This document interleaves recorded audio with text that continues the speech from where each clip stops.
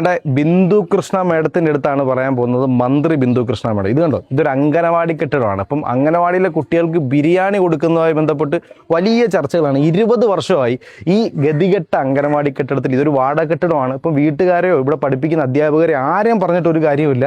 ഇതിൻ്റെ പൂർണ്ണ ഉത്തരവാദിത്തം ഇവിടെ ഭരിച്ചുകൊണ്ടിരിക്കുന്ന ബ്ലോക്ക് പഞ്ചായത്ത് അതുപോലെ തന്നെ MLA ഇങ്ങനെയുള്ളവർക്ക് മാത്രമാണ്. അപ്പോൾ ബിന്ദു കൃഷ്ണ മേഡത്തിൻ്റെ ശ്രദ്ധയിൽ ഇത് പെടുകയാണെങ്കിൽ ഇത്തരത്തിലുള്ള അംഗനവാടി നമ്മുടെ നാടിന് നാണക്കേടാണേ ബിന്ദു കൃഷ്ണ മേഡം എന്നും കൂടി ഞാൻ പറഞ്ഞുകൊണ്ട് ദാണ്ട കാണിക്കാൻ പോവുകയാണ്.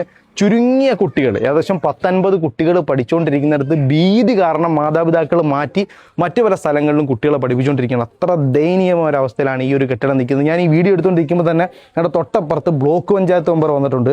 അവരെടുത്തോണ്ട് നമുക്ക് എന്തായാലും ചോദിക്കാം. ഞാൻ ഈ വീഡിയോ എടുത്തുകൊണ്ട് നിൽക്കുമ്പോൾ തന്നെയാണ് ദാണ്ട് ഇവിടുത്തെ ബ്ലോക്ക് പഞ്ചായത്ത് മെമ്പർ. എന്ത് മെമ്പർ, ഇങ്ങനെ ഒരു ഗതിയില്ലാത്തൊരു അംഗനവാടി മെമ്പർക്കും ഇതിന് ഉത്തരവാദിത്വമില്ലേ ആൾക്കാരടുത്ത് പറയാൻ?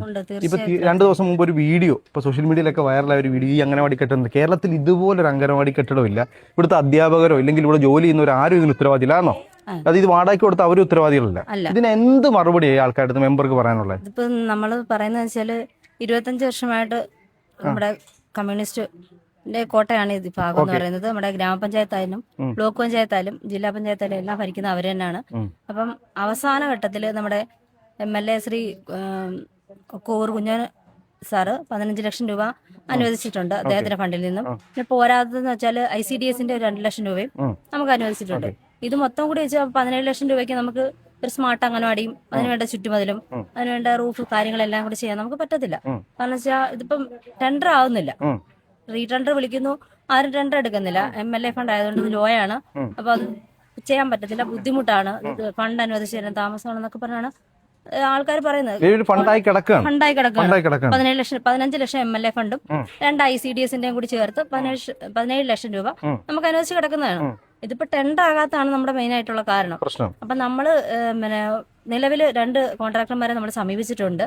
അതുപോലെ തന്നെ റീടെൻഡർ നമുക്ക് വെച്ച് നമുക്ക് മിനിസ്റ്ററുടെ ശ്രദ്ധയിൽപ്പെടുത്തി വകുപ്പ് മന്ത്രിയെ നമ്മൾ കണ്ടിട്ടുണ്ട്. ഫോണിൽ വിളിച്ച് സംസാരിച്ച് എല്ലാ കാര്യങ്ങളെല്ലാം ഇതിന്റെ മുന്നോട്ടുള്ള കാര്യങ്ങളെല്ലാം നമ്മൾ നീക്കിക്കൊണ്ടിരിക്കുന്നതാണ്. ചോദിക്കുന്നത് ഇവിടുത്തെ അധികാരികളെടുത്താണ്. അപ്പൊ മുൻപുള്ളതല്ല, ഇപ്പോഴത്തെ അധികാരികളായിട്ടുള്ള ബ്ലോക്ക് പഞ്ചായത്ത് മെമ്പർ എന്ന നിലയിൽ താങ്കളെടുത്തും അതുപോലെ തന്നെ വാർഡ് മെമ്പർ അങ്ങനെയുള്ള ആൾക്കാർക്ക് മാത്രമേ ചോദ്യം വരും. അങ്ങനെയല്ലേ നിലവിൽ സംഭവിച്ചുകൊണ്ടിരിക്കുന്നത്? ഒരു എന്തെങ്കിലും ഒരു ചെറിയ ഫാൾട്ട് വന്നാൽ നിങ്ങൾക്ക് മാത്രം അതിന്റെ ഉത്തരവാദിത്വം അല്ലേ? എന്തുകൊണ്ട് നിങ്ങൾ ഇത്ര നാളായിട്ട് ചെയ്തില്ല എന്നൊരു ചോദ്യം ചോദിക്കും. അതിന് എന്ത് മറുപടി ഇപ്പൊ പറയാനുള്ളത്? ഞാൻ പറഞ്ഞ കുറഞ്ഞ കാലയളായുള്ളൂ ഈ അധികാരത്തിൽ കയറിയിട്ട്. അപ്പൊ എന്നെ കൊണ്ടാകുന്ന വിധത്തിൽ നമ്മൾ കോൺട്രാക്ടറെ സമീപിച്ചിട്ടുണ്ട്.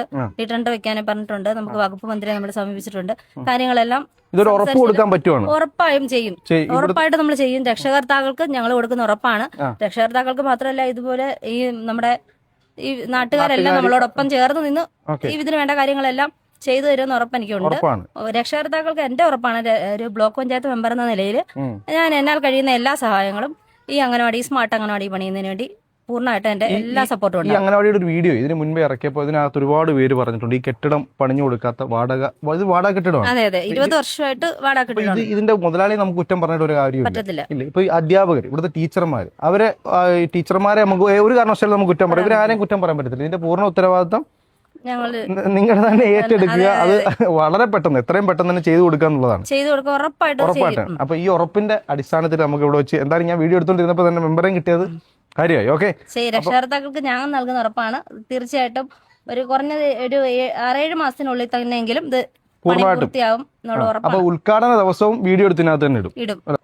ഞാൻ നിൽക്കുന്ന സത്യം പറഞ്ഞാൽ ഇത് പടിഞ്ഞാറേക്കലയുടെ 3ാം വാർഡിലെ മെമ്പറാണ്. മെമ്പറെ, ഇങ്ങനൊരു അംഗനവാടി കേരളത്തിൽ വേറെ എവിടെയും കാണത്തില്ലെന്ന് പറയാം. 20 വർഷമായിട്ട് ഇത് വാടക കെട്ടിടത്തില്ല അല്ലേ? എന്താ ഇപ്പൊ നിലവിൽ ഇതിന്റെ ആക്ടിവിറ്റി, അടുത്ത കാര്യങ്ങൾ എന്തൊക്കെയാണ് ചെയ്യുന്നത്? നമ്മള് പുതിയ അംഗൻവാടി പണിയും, അത് ഉറപ്പാ. മെമ്പറുടെയും കൂടെ ഉറപ്പാ നമ്മൾ ചെയ്തിരിക്കും. ബ്ലോക്ക് പഞ്ചായത്ത് നമ്മുടെ കടമയാണ്. വാർഡ് മെമ്പർ വന്നിട്ട് ഇപ്പൊ എത്ര ആളെ? കുറച്ചല്ലേ? കുറച്ച് 4-5 മാസം. ബ്ലോക്ക് പഞ്ചായത്ത് മെമ്പറും വാർഡ് മെമ്പറും ഉൾപ്പെടെ എല്ലാവരും പറയുന്നത് ഉറപ്പായിട്ടും ചെയ്യും. ആ ഒരു ഉറപ്പാണ് ഈ പാരന്റ്സിനോടും അതുപോലെ ഈ നാട്ടുകാരോടും കൊടുക്കാനുള്ളത്. എല്ലാരോടും പറയാനുള്ളത് നമുക്കതാ.